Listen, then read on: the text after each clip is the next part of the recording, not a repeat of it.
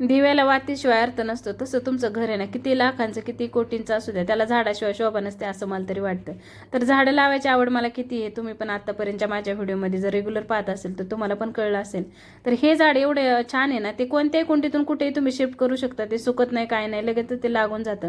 तर हे आधी एकदम छोट्या कुंडीत होतं, जशी जशी त्याची ग्रोथ होती ना तसं मी त्याला ह्या कुंडीतून त्या कुंडीत चेंज करते, कारण त्या झाडाचं असं आहे ना, ते ॲडेनियम प्लांट आहे आणि ते खालचा भाग आहे ना मुळीचा, तोच फुगत चालतो. त्याच्यामुळे ते जसं जसं मोठं होईल तसं त्याला शिफ्ट करायलाच लागतं, मोठ्या किंवा वरती वरती घ्यायला लागतं. ते बघा खालचा बुंदा एकदम मोठा मोठा होत जातो. तर आज पूर्ण दिवस आहे ना माझा झाडांनाच द्यायचा होता, कारण आपण म्हणतो ना की काही काहींचं कसं असतं, झाडं लावायची पाणी घालायचं बाद झालं तेवढंच काम, असं नसतं. की परत बरेच जण असं म्हणतात तुझ्या हाताने झाडं येतात, तसं नाही. मी 15 दिवसातून 2-3 तास आहे ना माझ्या झाडांसाठी काढत असते, कारण आपण नुसती झाडं लावून ती झाडं येत नाही, त्यांच्यासाठी वेळ द्यायला लागतो. त्यांच्या आजूबाजूची जी छोटे छोटे गवत उगवतं ते काढायला लागतं, थोडंसं खुरपाणी त्या कुंडीला डवचायला लागतं, पाणी घालायला लागतं, थोडंफार घरगुती खत असेल तर ते घालायला लागतं. तेव्हा कुठे झाडे छान ग्रोथ करतात. आता हे मी झाड आहे ना क्रिसमस ट्रीचं रविवारी बाजारातून आणले. तर आता मला ते वर्षभरात किती मोठं होते हे बघायचं आहे. तर 2025च्या एंडिंगला, म्हणजे आज 30 तारीख आहे, 30 डिसेंबर 2025.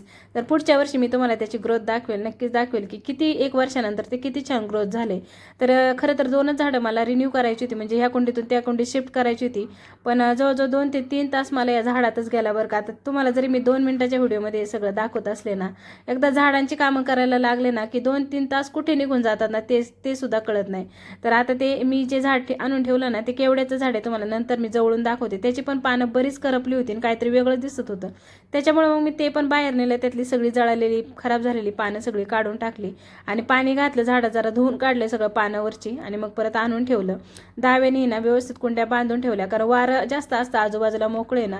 तर त्या एकदा कुंडी गाडीवर पडली होती, तेव्हापासून मी ना कुंड्या सगळ्या दोरीने बांधून ठेवत असते, म्हणजे नको भाडेकरांच्या गाडीवर पडली तर उगाच हाताने कुटाना म्हणून. तर आता सगळं काम झालं कुंड्यांचं करून, म्हटलं चला आता पार्किंग स्वच्छ करूया, कारण आपणच घाण केलं, म्हणलं आपणच स्वच्छ केलं पाहिजे.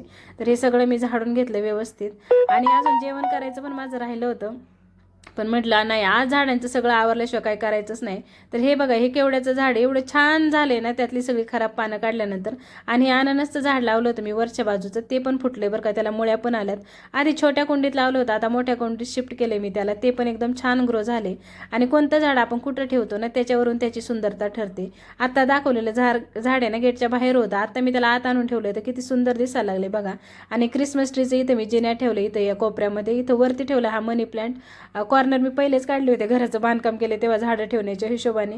चला मग आजचा व्हिडिओ तर आपला पूर्ण झाडातच संपला. कसा वाटला कमेंट करून मला नक्की सांगा. चला मग भेटूयात नेक्स्ट व्हिडिओमध्ये, तोपर्यंत बाय.